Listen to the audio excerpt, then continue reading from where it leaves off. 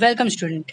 आज हम क्लास 7 का चैप्टर 13 इन्वायरमेंट जो है टॉपिक उसको हम यहाँ पे कवर करेंगे। ठीक है, तो आइए स्टार्ट करते हैं। आप इसको बेसिक से बहुत अच्छे से ध्यान लगा के समझना। ठीक है, स्टार्ट करते हैं। देखो, टॉपिक है हमारा इन्वायरमेंट। इन्वायरमेंट क्या है? देखो, इन्वायरमेंट का मतलब होता है, द इन्वायरमेंट वर्ड का मतलब होता है कि जो हमारे पास यहाँ पे आसपास जितने भी है, जो कंडीशन है, इन जो पर्सन है, एनिमल, प्लांट्स, जो सब कुछ यहाँ ऑपरेट्स, जो भी सब कुछ यहाँ रह रहे हैं, जो हर एक चीज़ जो आपकी आंखों के सामने दिख रहा है, वो सब क्या है? वो सब का सब इन्वायरमेंट है। क्या है? वो सब इन्वायरमेंट है। ठीक है, जो भी आप देख सकते हो। इन्वायरमेंट क्या होता है? वो कई तरीके का होता है, जैसे कि वो आगे हम जिसको डिस्कस करेंगे, नेचुरल इन्वायरमेंट भी होता है और ह्यूमन इन्वायरमेंट भी होता है। ठीक है, तो हम स्टार्ट करते हैं अपना इन्वायरमेंट। तो कंपोनेंट ऑफ इन्वायरमेंट क्या? कंपोनेंट ऑफ इन्वायरमेंट, इसको हम डिस्कस करते हैं। The environment is a whole unit but it can be divided into two parts, natural environment and human environment. क्या देख रहे हैं हम? क्या कि जो इन्वायरमेंट है वो पूरा क्या पूरा यूनिट है, मतलब सब कुछ एक इन्वायरमेंट ही है। बट फिर भी क्या है, उसको क्या है, दो पार्टों में डिवाइड किया गया है, एक नेचुरल इन्वायरमेंट, एक ह्यूमन इन्वायरमेंट। आइए हम डिस्कस करते हैं कि नेचुरल इन्वायरमेंट क्या है, ह्यूमन इन्वायरमेंट क्या है। देखो, पहले natural environment. The natural environment include all things both living and non living और बायोटिक एंड अबायोटिक। ठीक है, biotic component include all biological or living beings such as plant, animal, insect, etc. मतलब कि natural environment क्या है? वो सब कुछ इंक्लूड करता है, चाहे वो जिंदा चीज हो, चाहे वो जिंदा नहीं है। ठीक है, लिविंग थिंग है या नॉन लिविंग थिंग है, चाहे वो बायोटिक हो या अबायोटिक हो, चाहे कुछ भी हो। ठीक है, वो सब क्या है? सब के सब इन्वायरमेंट होते हैं। ठीक है, बायोटिक कंपोनेंट जो होता है इंक्लूड जो बायोलॉजिकल होता है, लिविंग बींग्स जितने भी हम जैसे कि प्लांट देख लेते हैं, एनिमल, इंसेक्ट, जितने या जितने कुछ सब कुछ है, वो सब क्या है? वो सब के सब क्या है? बायोटिक है। ठीक है, और नेचुरल इन्वायरमेंट में आते हैं। अबायोटिक कंपोनेंट क्या होता है? Abiotic in component include all physical and non living thing, जैसे कि हम देखते हैं जमीन देख लेते हैं, मिनरल हो गया, सॉइल हो गया, वाटर हो गया, क्लाइमेट हो गया, ये सब क्या है? ये सब का सब क्या नॉन लिविंग थिंग्स है, इनमें कोई जान नहीं है, बट क्या है? ये सब भी एक इन्वायरमेंट का ही हिस्सा है। तो हम देख रहे हैं कि नेचुरल इन्वायरमेंट क्या है? जो चाहे जिंदा है, चाहे वो चीज़ जिंदा नहीं है। चाहे हम जिंदा में देख लेते हैं, जो एनिमल, प्लांट्स, जो एक्सेट्रा ये सब है, ये सब भी क्या है? नेचुरल इन्वायरमेंट में आते हैं। जो ये बायोटिक है, ये सब नेचुरल इन्वायरमेंट में आते हैं। और अबायोटिक जो जिंदा नहीं है, जैसे जमीन देख लेते हैं, लैंड, ये सब क्या है? ये सब अबायोटिक है, बट क्या है? हम ये सब भी क्या एक इन्वायरमेंट का ही हिस्सा है। नेचुरल, एक सिंपल वर्ड में अगर हम नेचुरल इन्वायरमेंट को समझे तो सिंपल सिंपल सा वो सब कुछ जो हमें दिखता है, बट वो जो हम इंसानों ने नहीं बनाया। क्या इंसानों ने नहीं बनाया, जो प्रकृति ने खुद निर्मित है, प्रकृति निर्मित है, जो खुद से ही एग्जिस्ट करती है इस दुनिया में, वो क्या है? नेचुरल इन्वायरमेंट कहलाता है। अब है नेक्स्ट द ह्यूमन इन्वायरमेंट। अब ह्यूमन इन्वायरमेंट सेकंड होता है, वो क्या होता है? देखो, इसमें क्या होता है, जो भी ह्यूमन मतलब जो भी इंसानों के द्वारा बनाया गया कुछ भी हो, चाहे वो मशीन हो, चाहे सोशल, जो हमारा सामाजिक जो होता है इन्वायरमेंट, जो हम देखते हैं ना गली में कैसा माहौल है, ये सब कुछ क्या है? ये सारे फैमिली, स्कूल, सब कुछ क्या है? वो सब ह्यूमन इन्वायरमेंट है। जिस किसी चीज में भी अगर ह्यूमन का इंटर होता है, कहते हैं ना इंटरेक्ट करता है, अगर ह्यूमन से रिलेटेड होता है, तो वो सब क्या है? वो सारे कुछ जो है वो ह्यूमन इन्वायरमेंट में ही इंक्लूड होता है। तो आपने यहाँ पे देख लिया, नेचुरल इन्वायरमेंट जो हमें प्रकृति द्वारा प्राप्त है, ह्यूमन इन्वायरमेंट जो इंसानों के हस्तक्षेप से या इंसानों के निर्माण से कुछ भी चीज बनता है, तो वो ह्यूमन इन्वायरमेंट में कहलाता है। ठीक है, आपने दोनों के एग्जाम्पल भी यहाँ पे देख लिए। अब देखते हैं हम क्या नेचुरल इन्वायरमेंट को थोड़ा और ब्रीफ में समझते हैं, क्योंकि ह्यूमन इन्वायरमेंट में तो इतना ही था कि जो इंसानों के द्वारा चाहे बनाया हुआ या इंसानों के हस्तक्षेप से कोई भी चीज बनता है और हमें जो दिखता है, वो क्या है? वो ह्यूमन इन्वायरमेंट कहलाता है। ह्यूमन इन्वायरमेंट तो इतना सा है, लेकिन नेचुरल इन्वायरमेंट क्या है? उसमें बहुत कुछ आ जाता है। नेचुरल इन्वायरमेंट में क्या है? बहुत कुछ देखने को मिलता है, जैसे कि land, water, air, plant and animal, ये सब क्या? ये एलिमेंट है जो नेचुरल इन्वायरमेंट के होते हैं, जो नेचर इन्वायरमेंट हमें क्या, जो प्रकृति हमें देती है, वो सब क्या है? ये सब यहाँ पे एग्जिस्टेंस है। जैसे कि लाइक लैंड हो गया, हमें क्या है? लैंड क्या है? वो रहने के लिए जगह देता है। एयर हमें सांस लेने के लिए, वाटर जो है ड्रिंक करने के लिए, पीने के लिए, खाना हमें फूड के लिए क्या, खाने के लिए फूड मिलता है। तो ये सब क्या है? ये सारे क्या है? नेचुरल इन्वायरमेंट है जो हमें प्रकृति से प्राप्त है। It consist of 4 limbs. फिर भी क्या है? इसके कुछ पार्ट्स होते हैं या इनके कुछ क्षेत्र होते हैं। नेचुरल इन्वायरमेंट का क्या? लिम्स मतलब होता है एक तरीके से क्षेत्र बोल सकते हैं या उसका कोई हिस्सा। ठीक है, वो 4 यहाँ भाग में, ठीक है, डिवाइड किया। 4 टाइप्स होते हैं। एक होता है lithosphere, atmosphere, hydrosphere and biosphere. हम इन चारों को क्या लाइन टू लाइन डिस्कस करेंगे। ये सब नेचुरल एनवायरनमेंट के किस तरीके से हिस्सा है और ये क्या चीज़ों में बेनिफिट देता है, हम वही सब यहाँ पे डिस्कस करेंगे। ठीक है, तो एक एक करके अब हम इसको समझते हैं। पहला आ गया लिथोस्फीयर। अब लिथोस्फीयर क्या है, इसको हम आसान से अगर भाषा में समझेंगे तो जो पृथ्वी का जो सतह है, क्या है, जो पृथ्वी है हमारी, वो क्या है, उसके जो हम देखते हैं पृथ्वी पे जितना भी हार्ड, जैसे कंटिनेंट, जितने भी सारे कंटिनेंट हो गए, हम देखते हैं ना कंटिनेंट और ओशन पढ़ते हैं ना, तो उसमें जो क्या है कंटिनेंट जितने भी है उसको हम एक तरीके से एग्जांपल में ले सकते हैं, लिथोस्फीयर है। जो भी क्या मिट्टी, जो रॉक, ये सब जो पदार्थ जो है ऊपरी सतह है पानी से अलग, इसको क्या लिथोस्फीयर कहा जाता है। ये क्या होता है लिथोस्फीयर, देखो इस जो lithosphere, the thin and solid upper covering of the earth is known as lithosphere. क्या, जो पृथ्वी के अर्थ जो है उसके ऊपर जो कवर कर रखा है, सॉलिड अपर कवरिंग जो होती है, पतली और सॉलिड जो ठोस पदार्थ, ठोस जो है वो जो अर्थ का जो ठोस हिस्सा है उसको क्या बोला जाता है, लिथोस्फीयर कहा जाता है। ये किससे बनता है, ये रॉक और मिनरल से मिलकर बनता है। क्या, it is made up of rock and mineral and covered with a thin layer of soil. ठीक है, ये किससे बना है, रॉक से मिलके बनता है, पत्थरों से मिलके बनता है और कई सारे मिनरल से होके बनता है। ठीक है, और उसके ऊपर हल्की सी क्या मिट्टी, जो हम ऊपर से देखते हैं ना, हम जो अभी बाहर हम जिस पे बैठते हैं, हम बाहर देखते हैं मिट्टी जो है, इसकी हल्की सी परत लगी हुई है, पतली परत। ठीक है, ये होता है। The average of thickness of lithosphere, कम से कम इस थिकनेस, जो लिथोस्फीयर की जो मोटाई को अगर हम नापे तो कम से कम 100 किलोमीटर इसका मोटाई है। आप इमेजिन कर सकते हो 100 किलोमीटर कितना होता है ना। आप मान लीजिए यहाँ से हरिद्वार पहुंच जाओगे तो उतना लगभग आपका क्या, इतने दूर तक गहराई है, इतना लंबी गहराई तक है अंदर तक। आपने समझा यहाँ पे, ठीक है, इसको आपने समझा यहाँ पे। अब देखते हैं आगे। The lithosphere comprise both continent and ocean. ठीक है, अगर हम इसको क्या, लिथोस्फीयर में कंटिनेंट भी आते हैं और ओशन को भी इंक्लूड किया जाता है। लिथोस्फीयर क्या है, उसके दो पार्ट लेयर्स है। क्या है, कितने लेयर्स है, 2 लेयर्स है। लेयर्स मतलब मान लीजिए अगर हम देखते हैं ना चॉकलेट, अगर हम देखते हैं कोई भी केक खाते हैं, कुछ भी खाते हैं, तो उसके ऊपर 2 प्रकार की लेयर, मतलब 2 परत, सिंपल सा समझ लीजिए, मतलब एक पन्नी के ऊपर एक और पन्नी, है ना, उन दोनों को एग्जाम्पल में दे रहा हूँ। ठीक है, तो ये है, ऐसे इसके 2 क्या है लेयर्स हैं, एक का नाम होता है सियाल और एक का नाम है सीमा। ठीक है, तो सियाल किसे कहा जाता है, सियाल जो उनको कहा जाता है जो कंटिनेंट जिसमें सिलिका और एल्युमिनियम बहुत मात्रा में देखने को मिलता है। क्या, सिलिका और एल्युमिनियम जिस कंटिनेंट में बहुत ज्यादा मात्रा में मिलता है उसको हम सियाल बोलते हैं। ठीक है, और इसका देखो सियाल नाम कैसे पड़ा, देखो सिलिका और जो एल्युमिनियम है इसके पहले के स्टार्टिंग के 2 वर्ड ले लीजिए, SI सिलिका से और AL एल्युमिनियम से ले लीजिए, इसीलिए इसका नाम क्या पड़ गया, सियाल पड़ गया। ठीक है, so it is called sial, taking SI for silica and AL for aluminium. अब देखते हैं सीमा।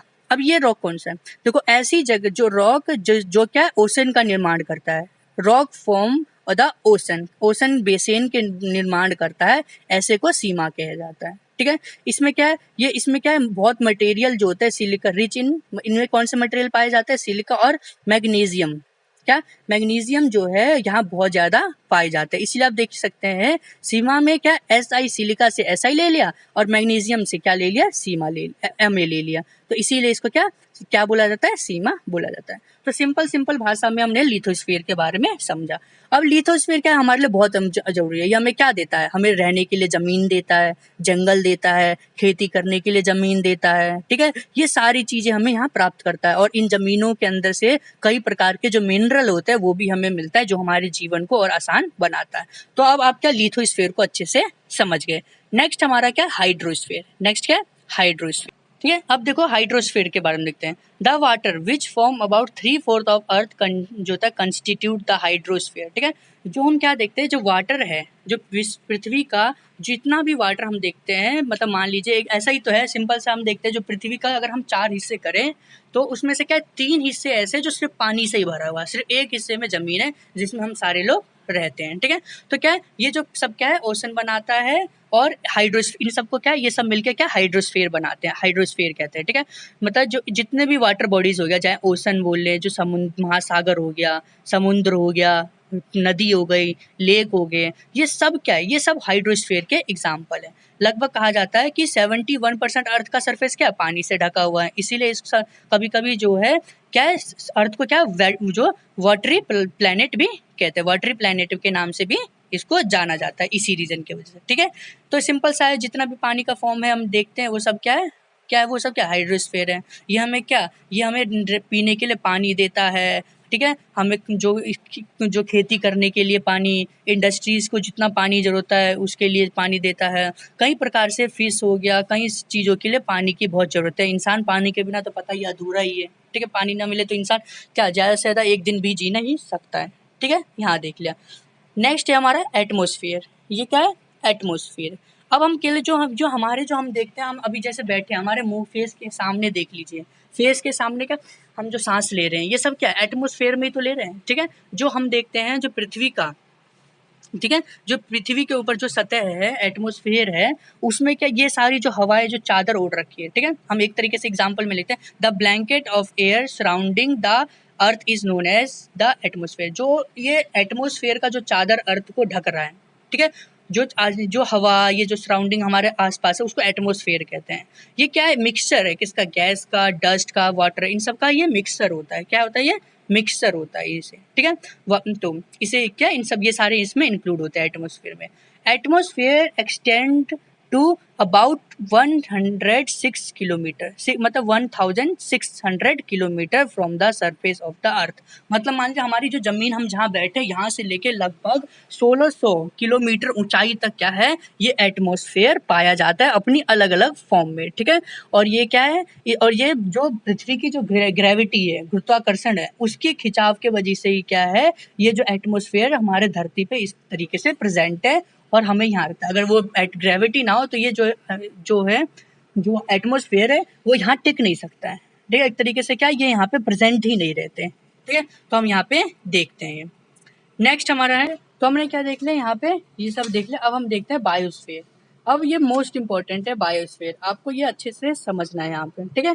बायोस्फीयर क्या है, biosphere is the narrow contact zone consisting of the layer part of the atmosphere, ठीक है। क्या देखते हैं कि जो बायोस्फीयर के जो हमारे आसपास जितने जो इन सब के कॉन्टेक्ट में जिसके, ठीक है, हम कह सकते हैं जो एटमॉस्फेयर हो गया, हाइड्रोस्फीयर हो गया और लिथोस्फीयर, ठीक है। जब ये तीनों चीज एक जगह पे मिलते हैं, ठीक है, मान के चलिए ये एक लाइन ये जा रही है, क्या है ये हमारा हो गया एक तरीके से एटमॉस्फेयर, ये हवा है, ठीक है। यहीं पे हमें क्या मिल रहा है, लिथोस्फीयर, जमीन भी यहीं पे ही है, और हम देखते हैं पानी भी ये साइड में हमें यहाँ पे मिल रहा है। जब ये तीनों एक ही कॉन्टेक्ट पे मिलते हैं, एक ही पास में मिलते हैं, ये सब जब नैरो आपस में एक तरीके से कॉन्टेक्ट जोन में आते हैं, ये सब क्या बायोस्फीयर, क्या ये सब एक साथ जो नैरो कॉन्टेक्ट जोन में आते हैं, तो इन सब को ही क्या बोला जाता है, बायोस्फीयर कहा जाता है, ठीक है। और ये क्या करता है, where all form of life are found it make the earth is unique planet. और इसी वजह से क्या है, यहाँ पे ये लाइफ का फॉर्म बनाता है, इसलिए अर्थ को यूनिक प्लेनेट कहा जाता है। In the solar system because it support life, it include all living component of the environment like plant, animal, insect, micro organism, ठीक है। ये जितने भी चीजें हैं ये सारे क्या लाइफ प्रोवाइड करते हैं, इसीलिए यहाँ पे क्या है, जो कि मतलब in the solar system because it support life, ठीक है। ये सारे चीज जो मिलते हैं इसलिए इसे बायोस्फीयर कहा जाता है, ठीक है। हमने देख लिया। अब नेक्स्ट हमारा क्या है, इकोसिस्टम। क्या है हमारा, इकोसिस्टम। अब हम इसको समझते हैं, a unit consisting of plants, animal and micro organism, biotic factor जो होते हैं, in area functioning together with the non living environment form as ecosystem.